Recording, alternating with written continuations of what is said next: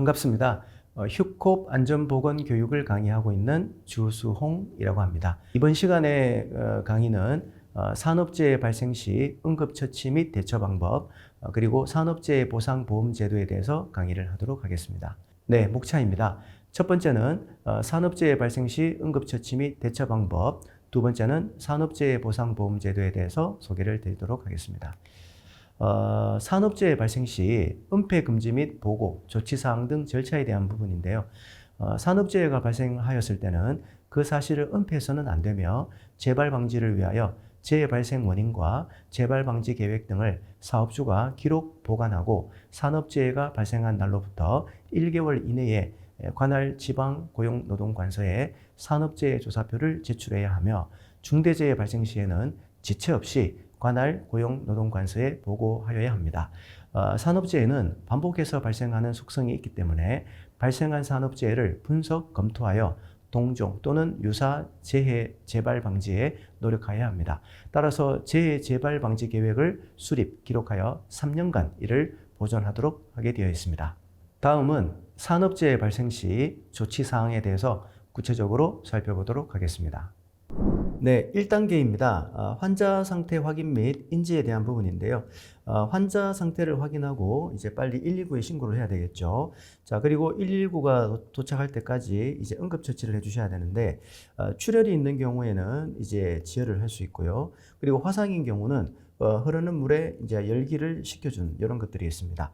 그리고 응급 체계에 따라서 관리 감독자에게 즉시 알리고 다른 사람이 다치지 않도록 전원 차단, 또 작업 중지 또는 대치 등의 조치를 해주시는 겁니다. 그리고 재발 방지를 위한 사고 원인 파악이 필요한 경우에는 현장을 보존할 수 있도록 합니다. 그리고 2단계는 산업재해 조사표 작성 및 보고에 대한 부분인데요. 휴무일, 공휴일을 포함해서 발생일을 제외하고 3일 이상의 휴업재해인 경우에는 산업재해 조사표를 작성을 해서 보고를 하도록 되어 있습니다. 그리고 3단계는 재발 방지 계획 수립에 대한 부분인데요. 첫 번째 사실 확인입니다. 산업재해 발생까지의 과정 등을 확인하고, 두 번째는 재해 요인 파악인데요. 물적, 인적, 관리적 측면에서 재해 요인을 파악을 합니다. 그리고 세 번째는 재해 요인 결정인데요. 재해의 상관관계와 중요도를 고려해서 직간접적 원인을 결정을 합니다. 그리고 계획 수립인데요. 근본적인 문제점과 재해 요인을 근거로 구체적인 계획을 수립을 하고 이제 실행을 하면 되겠죠. 이제 상황별 응급처치입니다.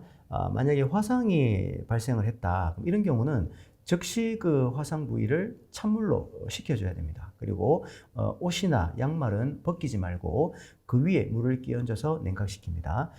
수포가 생긴 경우는 터뜨리지 말고 환부를 충분히 냉각시키고 아무것도 바르지 않은 채로 의사에게 의뢰하는 것이 가장 좋습니다. 자, 두 번째는 이제 골절인데요. 이 골절은 주로 이제 추락이나 전도 등을 통해서 이제 나타납니다. 그러면 이 골절인 경우에는 다친 부위를 움직이지 않게 고정을 하고 환자가 있는 곳이 위험한 위치가 아닌 한 완전히 고정하기 전에는 움직이지 않습니다. 그리고 다친 부위의 위와 아래 관절을 모두 포함해서 부목을 활용해서 고정하도록 하고, 목뼈에 손상이 있는 경우에는 119 구조대가 도착하기 직전까지 환자의 머리를 고정해주고 코와 배꼽이 일직선이 되도록 합니다. 자, 다음 이제 출혈인데요. 요거는 협착이나 배임, 절단을 통해서 이제 나타날 수 있습니다. 그러면 가능하면 혈압이나 맥박, 호흡, 체온을 측정을 하고 쇼크 증상 관찰 및 예방 조치를 취합니다. 그리고 출혈 시 상처 부위를 눌러 압박을 하고 출혈 부위를 심장보다 높게 들어 올립니다. 그리고 유리나 철 조각 등이 박혀 있는 경우에는 무리하게 빼서는 안 됩니다. 그리고 절단물이 있을 경우에는 생리식염수로 씻어서 거즈로 싸고 또 비닐로 2겹을 싼 후 얼음이 담긴 물통을 넣어 전문 병원으로 보냅니다. 그리고 칼이나 날카로운 도구에 베인 경우에는 소독 후에 정도에 따라서 병원에 가서 추가로 치료를 받습니다. 자, 다음 이제 기도 폐쇄에 대한 부분입니다.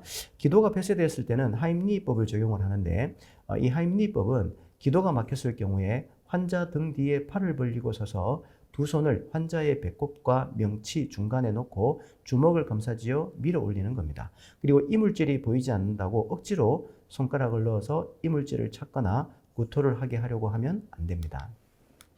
자, 다음은 심폐소생에 대한 부분입니다. 심폐소생은 심장의 긴박한 상황으로 심장의 기능이 정지를 하거나 호흡이 멈춘 경우에 사용하는 응급처치 방법입니다.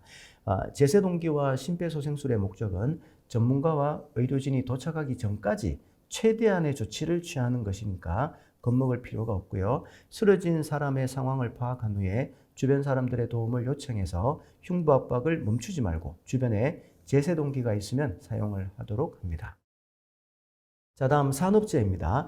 산업재해 보상보험제도에 이 산업재해라고 하는 것은 업무상의 사유에 따라 4일 이상의 요양이 필요한 근로자의 부상, 질병, 장애 또는 사망을 말하며 사고, 질병, 출퇴근재해로 나누어집니다. 다만 근로자의 고의, 자해행위나 범죄행위 또는 그것이 원인이 되어 발생한 부상, 질병, 장애 또는 사망은 산업재해로 인정되지 않습니다. 자, 그러면 업무상 사고란 무엇이냐? 이 업무상 사고라고 하는 것은 사업주 지배 관리 하에서 업무와 관련하여서 우연히 급격히 외부의 영향 이런 것들로 발생한 사고를 말합니다. 예를 들면 근로자가 근로계약에 따른 업무나 그에 따른 행위를 하던 중 발생한 사고, 사업주가 제공한 시설물 등을 이용하던 중 그 시설물 등의 결함이나 관리 소홀로 발생한 사고, 그리고 사업주가 주관하거나 사업주의 지시에 따라 참여한 행사나 행사 준비 등에 발생한 사고, 그 밖에 업무와 관련하여 발생한 사고다라고 볼 수 있습니다. 업무상의 질병입니다. 업무상의 질병이란 업무상 과로 등으로 인한 뇌심혈관계 질병, 신체에 부담을 주는 업무를 수행하다 발생한 근골격계 질병, 그리고 화학물질 등 근로자의 건강에 장애를 일으킬 수 있는 요인을 취급하거나 그에 노출되어 발생한 질병 등 업무와 관련하여 발생한 질병을 말합니다. 그리고 출퇴근재해라고 하는 것은 주거지를 출발하여 사업장으로 출근 또는 업무를 마치고 귀가 중 발생한 사고로 도보, 대중교통, 자가용 등 교통수단에 관계없이 통상적인 경로와 방법으로 출퇴근하던 중에 발생한 사고를 말합니다. 출퇴근재해 인정 기준인데요. 출퇴근 중 발생한 사고를 말하는 거죠. 그리고 통상적인 경로와 방법으로 이동 중에 발생한 사고여야 합니다. 그리고 경로에 이탈 또는 중단이 없어야 되고, 다만 이탈 또는 중단이 일상생활에 필요한 행위인 경우는 예외적으로 산재 보상이 가능합니다. 자, 다음 업무상 재해 판정 절차입니다. 첫 번째, 업무상의 재해가 이제 발생을 하게 되면 의료기관의 검사나 진단이나 치료를 받습니다. 그 다음 요양급여를 신청을 하는데, 요거는 근로복지공단에 요양급여 신청서를 제출을 합니다. 그래서 신청 상병에 대한 의학적 소견을 첨부를 하고요. 그 다음 신청 사실을 통지합니다. 그래서 근로복지공단에서 보험 가입자 이 의견을 확인을 합니다. 그리고 이제 재해조사를 실시하겠죠. 그래서 요거는 재해 경위 및 업무상 질병 심의에 관련한 사실관계를 조사를 하는데, 요건 재해조사 내용은 재해 경위 조사, 그리고 근로 이력 조사, 사업장 유해 환경 조사 이런 것들이겠죠. 그리고 재해조사 방법입니다.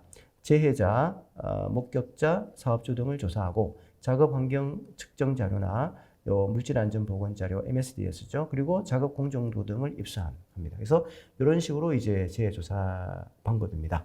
그러니까 사고 이제 하고, 그다음 질병인 경우에는 업무상 질병 판정위원회도 심의를 받습니다. 그래서 사고와 질병에 대해서 이제 업무상 요양 승인 여부를 이제 결정을 하는데, 업무상 재해 승인이냐 불승인이냐를 결정을 합니다. 그리고 요양 승인 여부 결정을 이제 통지를 하고, 이제 만약에 이의를 제기한다면 신청인 재해자죠. 신청인은 결정에 이의가 있는 경우에는 심사 또는 행정소송을 제기할 수 있습니다.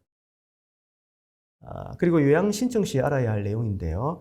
재해가 발생했을 때 요양급여를 신청하는 경우에는 업무상의 사유로 부상을 당하거나 질병에 걸려 4일 이상의 요양이 필요한 경우에는 요양급여 신청서를 공단에 제출해서 승인을 받아야 합니다. 처리 절차는요, 요양급여 신청서에 재해 발생 경위 등을 정확히 작성을 해서 의료기관의 의학적 소견을 받은 후에 사업장을 관할하는 근로복지공단 지사로 제출을 하여야 됩니다. 나머지 내용은 참고하시면 될 것 같고요. 그 다음 교통사고 등 사고 발생에 제3자의 행위가 개입되어 있는 경우에는 요양급여 신청서 외 제3자가의 행위에 의한 재발생 신고서 및 확인서 등을 함께 제출해야 됩니다. 그리고 서류 접수 후에 필요에 따라서 공단 직원이 사업장 또는 신청인을 방문해서 재경위를 확인하거나 서류 보완을 요청할 수 있으며 이러한 경우에는 부득이하게 처리가 다소 지연될 수 있습니다. 그리고 업무상 질병으로 요양급여를 신청한 경우에는 업무상 질병판단위원회 심의를 거쳐서 업무상 재해 여부를 결정합니다. 그리고 또한 직업성 암 등 희귀질환이 발병한 경우에는 업무와 질병 간의 인과관계를 확인하기 위한 역학조사 등을 실시할 수 있습니다. 요양급여 신청서 처리 결과는 신청인, 보험가입자 및 의료기관에 통보를 합니다. 업무상의 재해와 관련하여 보험가입자, 제3자 등과 합의하였거나 소송을 제기하여 보상 또는 질병을 배상받은 경우에는 그 금액에 따라 요양기관에 지급될 보험급여, 이런 것들이죠. 이런 지급이 제한될 수 있습니다. 재해와 관련하여 동일한 사유로 보험가입자 등으로부터 민법 또는 기타 법령에 의해 보상 또는 배상을 받은 경우에는 반드시 공단에 신고하여야 합니다. 자, 다음은 그 치료 기간을 연장하고자 할 때인데요. 이때는 진료 계획서를 제출하는 겁니다.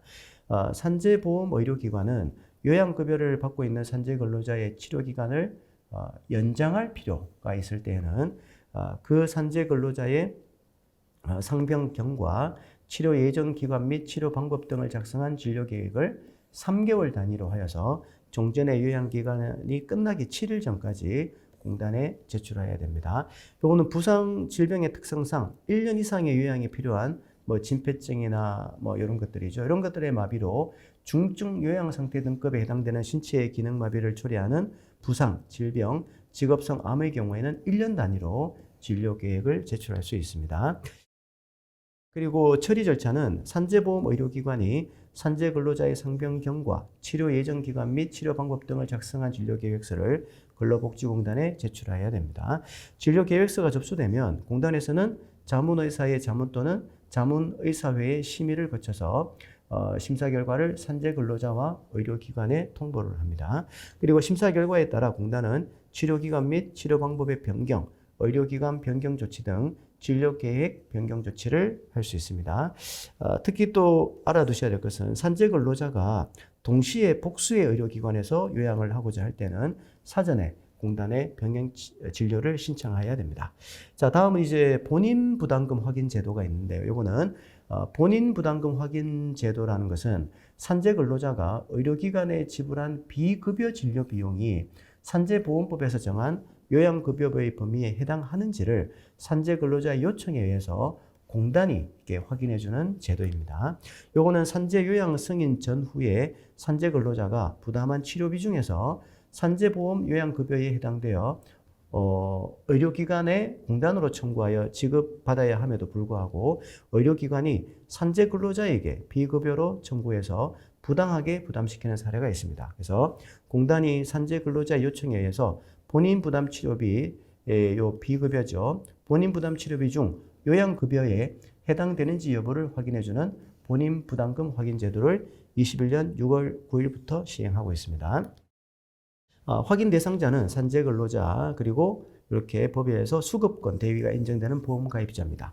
확인 대상은 의료기관의 진료비 계산서 영수증상의 비급여 진료 비용이고 아래 항목은 확인 대상에서 제외됩니다. 업무상 사유에 따른 부상 질병과 관련된 진료 비용이 아닌 경우 그리고 진료 계획이나 의료기관 변경 등 공단의 승인을 받지 않은 임의로 진료받은 경우 화장품, 의약 외품 등 의료 행위와 관련되지 아니한 이런 비용들이 되겠죠. 요양 절차는 본인 부담 치료비, 본인 부담금 확인 요 청구서죠. 본인 부담 치료비 청구서를 작성하고 진료비 영수증 등 첨부해서 제출을 합니다. 자, 다음은 비급여 치료비인데 요거는 개별 요양급여입니다. 요거는 건강보험 및 산재보험에서 급여로 정하지 않은 진료 항목과 비용 중에서 급여 대체 항목이 없고 산재 근로자 진료에 필요한 경우에는 비급여 치료비, 개별 요양급여로 심의해서 지급을 하고 있습니다. 요거는 신청자는 산재 근로자 또는 보험가입자고요. 신청 방법은 요양비 청구서와 개별 요양급여 승인 요청서를 해당 지역본부에 제출합니다. 그리고 제출 서류는 진료비 내역서, 세금 계산서, 진료기록부 등이 되고요. 그리고 신청 대상 항목은 국민건강보험 비급여 항목입니다. 그러니까 여기에 해당되는 거고요. 국민건강보험 비급여 항목은 아니나 실질적으로 비급여로 운영되는 행위, 약제 또는 치료 재료 등의 진료 항목과 비용이 됩니다. 자, 신청 제외 대상인데요. 산재보험 요양급여 산정 기준 제3호 1호, 제3호에 해당되는 경우죠. 그럼 1호는 업무상 부상 또는 질병의 치료 목적이 아닌 진료 또는 투약, 그리고 제3호는 상급병실 사용료 차액입니다. 신청 요건은 개별 요양급여 신청 대상 항목 요건에 해당할 것이고, 동일 치료 목적의 요양급여 행위, 약제 또는 치료 재료가 없거나 요양급여 항목을 시행할 수 없는 불가피한 사유가 있는 경우일 것, 그리고 요 관계의 법령에 따라 요 안전성, 유효성이 확인된 행위, 이런 것들이 되겠습니다. 참고로 보시면 될 것 같고, 자, 주요 승인 사례는 약제가 이런 것들이 있습니다. 그리고 재료대는 인공 디스크나 인구 안구체 등이 되고요. 처치미 수술료는 양막 이식술, 음성 치료, 검사료는 후각 기능 검사, 인체 조직은 수익 각막 이런 것들인데, 개별 요양급여로 신청한 개별건에 대한 승인 사례이므로 사안에 따라서 달리 또 적용이 될 수 있습니다. 오늘 교육을 마무리하도록 하겠습니다. 오늘 교육을 통해서 산업재해 발생 시 응급처치 및 대처 방법, 산업재해 보상보험 제도에 대해서 살펴보았습니다. 우리 사업장이 재해가 발생하지 않도록 하는 것이 제일 중요하지만, 만약에 산업재해가 발생을 하였다면 이에 잘 대응을 해서 피해를 최소화하고 근로자를 보호하기 위한 내용이었습니다. 이것으로 해서 오늘 교육을 모두 마치도록 하겠습니다. 수고 많이 하셨고요. 교육에 대한 문의는 교육지원사업본부 위험관리팀으로 연락을 주시면 되겠습니다. 감사합니다.